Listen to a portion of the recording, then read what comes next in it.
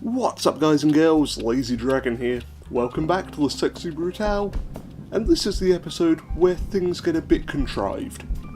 When we last left off, we had to save Thanos and Aurum, the two gentlemen in front of us. Now, I have spent the last hour and a half trying to figure out the way to save them. I'm going to edit all of that crap out. I recorded the entire thing and it's just 90 minutes of me going, "What?" over and over and over again. Because none of it makes sense. This game had a tenuous relationship with logic, and for this current puzzle, that's gone. Just out the window. Bye bye logic. Now, last time we followed Aurum to the right. That was our first mistake. We need to run to the left and follow Thanos. So already at the beginning there's a 50-50 chance of you completely mucking everything up. Now, of course, Thanos was left in a wheelchair after his most recent encounter with the Avengers. Captain America stole the Infinity Gauntlet and left him disabled. That's a headline for you. Captain America cripples people, steals their gloves. And Thanos here, he makes note of the statue. The statue is important, but it won't be important until about 20 minutes time from now. Thank God for editing. Now eventually when following Thanos he will lead you to this room. It contains a door which is on fire and a locked door. Go through the locked door and we end up in the library, which we saw last time around and I dismissed as being not very important. That was mistake number 2. Now here's where things get a bit contrived. Now what should you always do in a library? You keep your voice down. So of course, in the Sexy Brutale, the first thing you have to do is run up a flight of stairs and scream at a chandelier. Ta-da! Scream at a chandelier, the chandelier breaks. Because of course, every time when I go to a fancy hotel, the first thing I want to do is scream at the ceiling fixtures. And now that the chandelier's on the floor, you have to light a convenient candle to reveal a ghost. Already, this plan has required far too many steps. And we're not even halfway through it. Talk to the ghost, he yammers on for a bit, but most importantly he also tells you that there is a hidden passage behind this bookshelf, which reveals some more hallways. You finally get to the end of the hallways, there's another clock on your left, because we've used up about 6 hours of the day already, and we're not even at the place where Aurum and Thanos die. Oh no, that's still to come. And eventually you wind yourself up to this room with what appears to be a giant slot machine in front of you. Except it's not a slot machine. It's hiding a secret, because everything in this bloody game's hiding a secret. You talk to the fish and they probably killed 4 people on the way over here. Now eventually our 2 victims will show up. Unfortunately they can't walk into the giant slot machine yet, because there's a convenient gate in the way.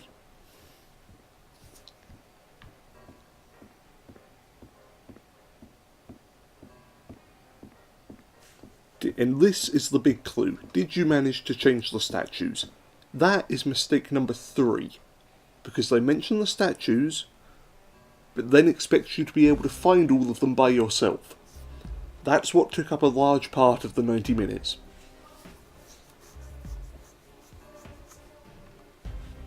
Did you change all 4 statues? Now I found 3 of them with no problem. I spent bloody ages looking around that bar, and I'll show you what the problem was in a few minutes.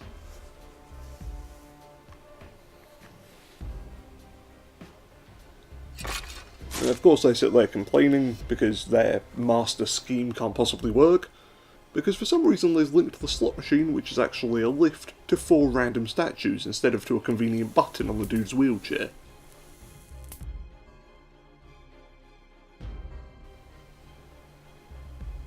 Oh, and of course, the lift that they're climbing into is not in fact a slot machine at all. It's actually an old furnace. It'd be the same as somebody saying, "Hey, do you want to climb onto these railroad tracks? I know there's a train coming, but it's actually a portal to a mystical world, filled with pain and misery." They step into the furnace and what's going to happen to them? Who would have guessed that it would kill them? Seriously, who would have guessed? So I've seen this scene about 20 times, and every time they make the same dumb mistake.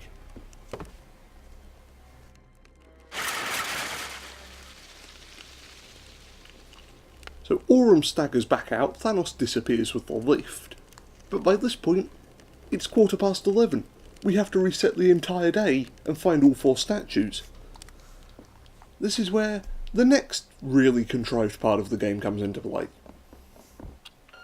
So after witnessing the pair of them die, we've grabbed the winding key, wound the grandfather clock in the elevator area, because it is the only way to get one crucial piece of information that without which you cannot possibly win this task. And I'm not saying that in a clickbaity way, sort of top 7 pieces of information you must have in order to save the day. Also, that painting still freaks me out. Now, we spy through here, we see one of the statues. Now this kindly gentleman, he's going to mess with it, and before too long he's going to steal the arm. Without the arm, they can't set the statues. If the statues aren't set, they get burnt alive. This bit took me a long time to figure out, because I had my spawn set to the wrong clock. So every time the day restarted, I would miss this moment, because it happens pretty much immediately. They're still gloating to themselves. They're still so happy. We've saved everyone else in the mansion by this point, apart from these 2 bozos. But no, the bad guys are still quite happy to cheer and go, "Oh, well done, pat yourselves on the back." However, there is another problem to add to the list of problems.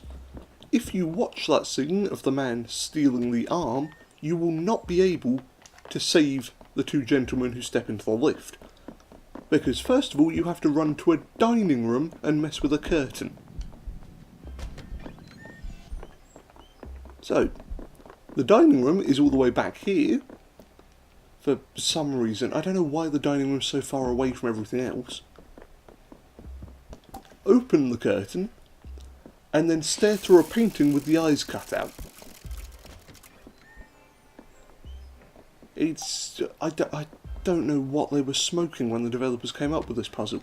It's like they threw code at the wall, and whichever code didn't have bugs in it was just put in the game, regardless of whether it worked or not with this puzzle. Just everything. Let the interns design some of it, who the hell cares? And then at approximately 2 o'clock-ish, one of the evil dudes will walk in with the arm of that machine that you need to save the day. Of course, in this game you have 12 hours to play with. Nobody bothers to look for anything important until about 6 o'clock. All of the other important information is usually later on in the game. Trinity and Clay, you can save them like 5 minutes before 11 o'clock. Here, if you're not in this room at 2:15, you're boned. But of course, breaking chandeliers, communicating with the undead, picking locks, and following a man in a wheelchair, that's not difficult enough. No. The game decided to add some more difficulty to this puzzle by making you run in the opposite direction in order to find a single one of the statues. Now this is where we got up to in the last video, with the ghost over there asking us for a password. The only way to get the password is to take the record off the record player, which, hooray, we finally found a use for that damn thing, light the candle so that we can see the ghosts, and then camp outside the door. Eventually, old Holly Jolly Aurum will show up, and he'll have himself a bit of a natter with the ghosts, because apparently he can see them too. I thought we were special, we got a special mask that let us see ghosts. How is he capable of doing it? I don't know, let's gloss over this plot hole very quickly.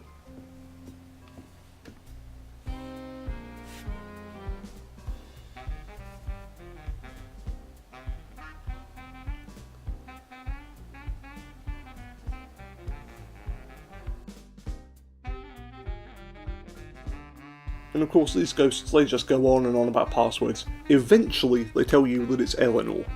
Eventually. You do not know how long I was stood outside this door for, with the record still playing, waiting for one of them to mention something about a password. And after what seems like an eternity, you can run back into this room, move the ghost, and go into what is probably one of the best rooms in the game. And of course, in this little room you can see one of the statues that you need.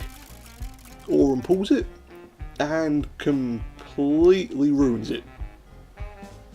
As we saw before, above the lift there was one green heart, all of the other symbols were red. So we're going to walk into what is now my favourite room in the Sexy Brutale, because it's just a ghost party. Look at them all. They've got a full band going and everything. For some reason they're still dressed like pirates. Maybe that just happens when you're undead. It's a barnstormer, or a hootenanny, or a shindig, or who cares, because we finally know what we're supposed to do to win the day. You pull this lever until it gets set to hearts. For some reason it doesn't automatically go to hearts, so you spend half an hour sat there just spinning a lever. Then you realise, hey, I could go and gamble for real, at least that way I would be making money.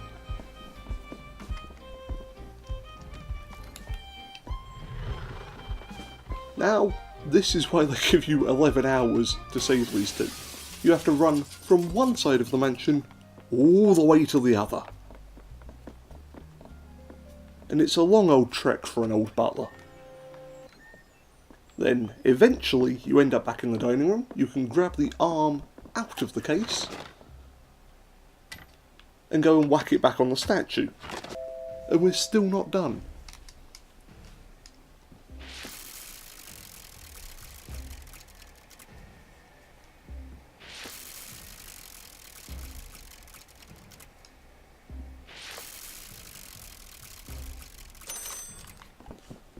That's 3 out of 4 green.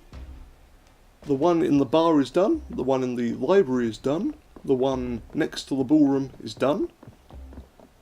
There's just one very last annoying one that you need to do, which is all the way back in the hallway that you just came from.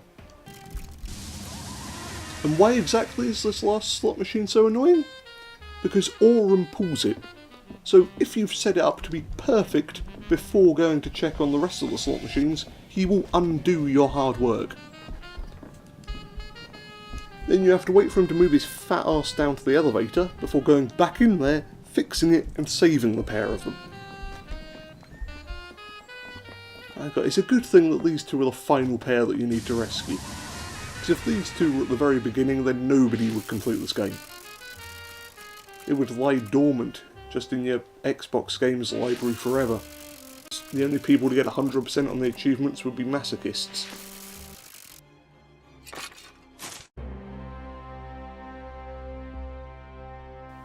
But finally, it's done. Here's our cutscene. Here's our little reward. The statue's symbols, this shouldn't be the correct combination. Well, it is. Who cares? No. I don't care about the combination. It's done. You're safe. Whew. That's the pair of them. That's it. Those are our final pair. Now there's one person left. The menu screen says one guy. That's it. How difficult can one guy be?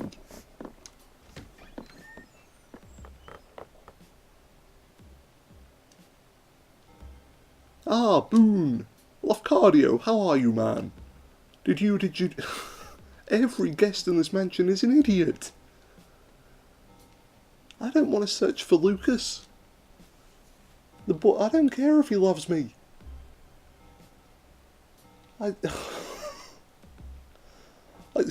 Why? Why can't we stop? We've saved everyone. It's done. Leave the rest up to the police, or demon hunters. Hell, call them the Ghostbusters. We need some way to vacuum up that lady made of blood.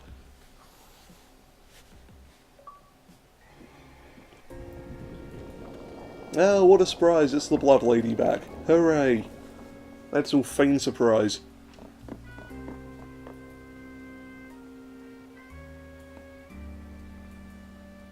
And that should be our final mask, unless the progress screen in the menu has been lying to me. Thanos' architect insight. The genius architect, Thanos Gorecki, had an Thanos Gorecki knows stuff about the house. He knows more about this place than any man, except perhaps for Reggie. With that mask and Thanos' knowledge, so much will be revealed to you. Thanos' monument is your path forward, but he can also reveal so much about the mansion, yada yada yada yada yada. Aww. There you go, a bit of gratitude. There's something so precious down there in the dark. I don't want to go to the dark. The dark is bad. We know there's a giant spider in this mansion. I do not want to go to the dark. That's where spiders live.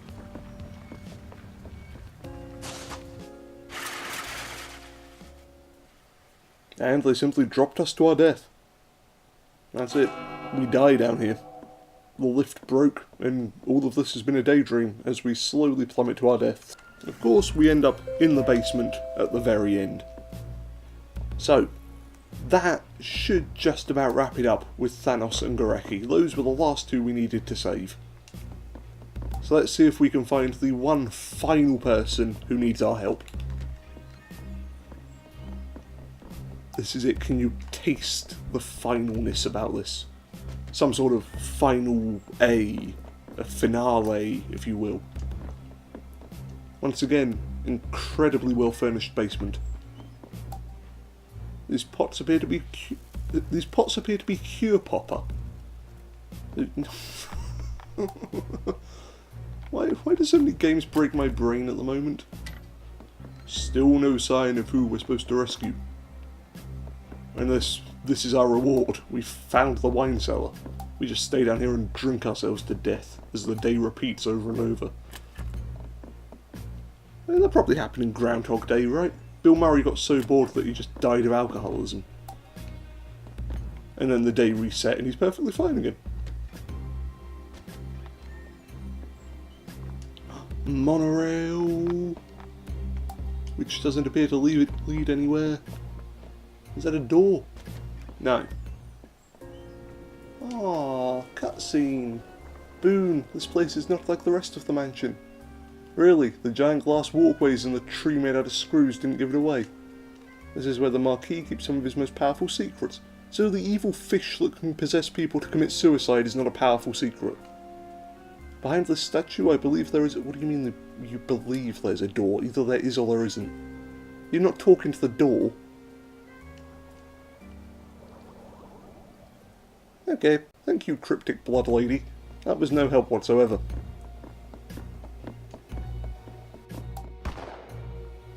The statue screams madness to you. It is a tree. Trees don't generally scream. If next time we walk into this room and it's just wailing its lungs out, that would be terrifying. What on earth? We knew this place had secrets, but this is Resident Evil level secrets. Something is under the sheet. Gentle sound of a ventilator. Oh. Oh no. The machine hums to life. I'm not sure if I want to bring the machine to life. We're going to risk it. We're going to bring the machines to life. Well, we're going to bring the machines to life in like 10 minutes when we figure out the correct sequence. I'm going to regret pressing this button. Something is happening. Well done.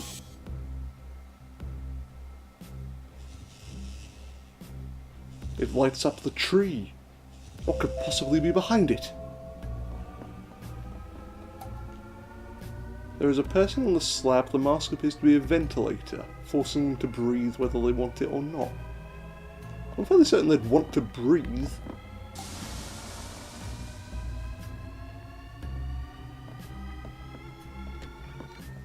That room makes me feel bad just being there. They're getting out of that. What the hell is going on in this basement?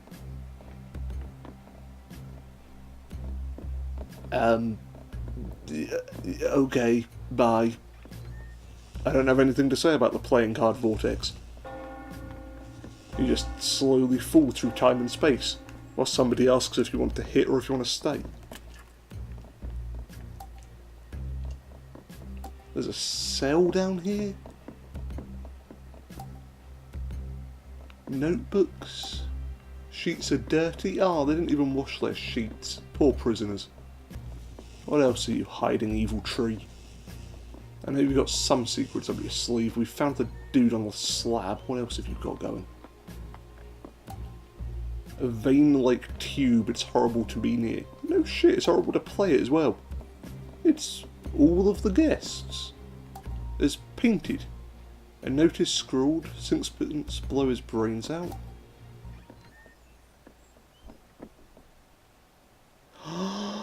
It's a giant record player.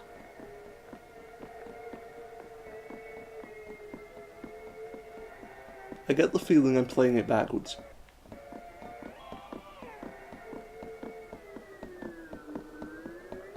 It speeds up the closer you get to the middle. That's brilliant. Excellent attention to detail, lads. Oh, I'm not scared anymore. You've got a room shaped like a giant gramophone. There is nothing horrifying about this place. I spoke too soon. Undetected cheating is sanctioned by the house. Roulette ball. What the hell am I picking up? Skeleton robots?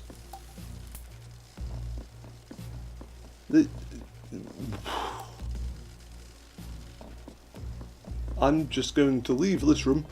You have fun. A statue, a relative of the ones upstairs. This is the king. His arm is missing. I might be able to fix that. Look at the walkway and don't blink. That is a lot of angry dudes up there.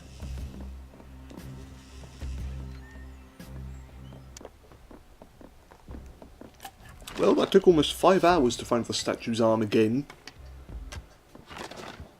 Now let's run all the way back to the basement. Here you go. One arm.